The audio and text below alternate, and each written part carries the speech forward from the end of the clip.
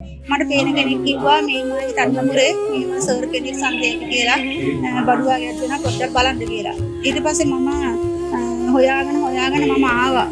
මම ගම්පා දිස්ත්‍රික්කයේ තමයි ඉඳලා තමයි පැමිණියේ.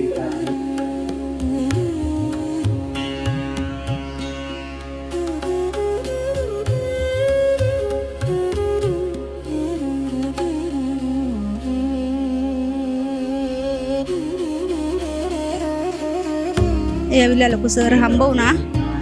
ලොකු සර් හම්බෙලා මට පොන් කොලයක් දුන්නා පුරව ගන්න. පොන් කොලේ අරන් ගිහිල්ලා ආපහු පුරවගෙන අරන් ඇවිල්ලා දුන්නා. ඇත්තටම සතුටුයි මම. මට පළවෙනි වතාවට රුපියල් 2000ක් දුන්නා මට අතට. ඉතින් කියලා නිම කරන්න බැරි පිනක්. දෙවිලි සරේ ආවට පස්සේ පොන් කොලේ අරගෙන මට කිව්වා කෝල් කරන්නම් බඩු දෙනකොට කියලා. ඒ වගේම මට කෝල් කරා. ඇත්තටම සතුටින් අද මම මගේ පුතත් එක්ක ගම්පහ ඉඳලා මම පැමිණියා.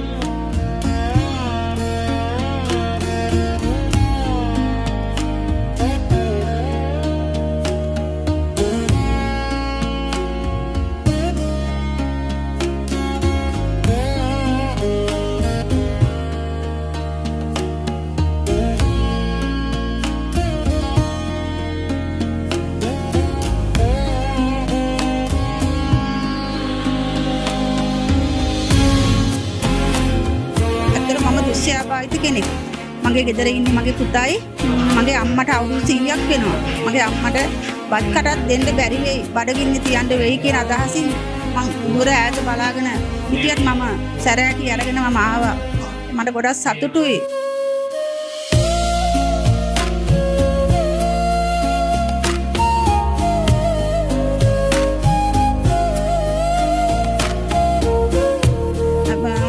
පුළුවන් මම කන්ද ගහනවා මන්ද මාසික නැති නිසා හිතර ගන්නට පුළුවන්.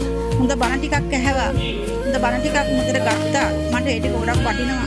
බඩු එක වගේම. එහෙමනම් මගේ අම්මගේ පුතාගේ කුසගින්න නිමන්න තමයි අද මම රත්නපුරේට සන්දේ මහත්තයාට සකුසර් ළඟට පැමිණියේ. මම බඩගින්න ඉඳලා හරි මගේ පුතාටයි අම්මගේ බඩගින්න නිමන්න මට කන්න දෙන්න කෙනෙක් නැහැ. මට සහෝදරයෙක් නැහැ, දෙමව්පියෙක් නැහැ. ඉතින් අම්මා විතරයි. ඉතින් ලොකු සර් වරින් වර මම පින් දෙනවා.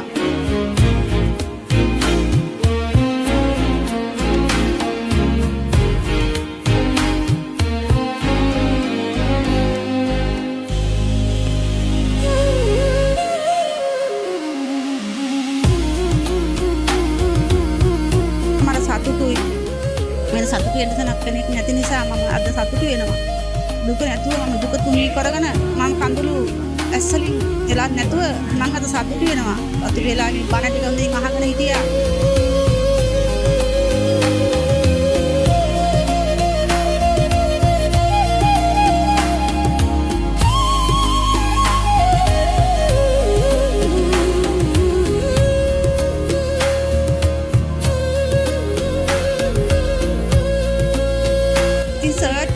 සර්ගේ මැඩන්ටත් දරුවන්ටත් ලබාලට ගොඩක් ස්තුති කරනවා.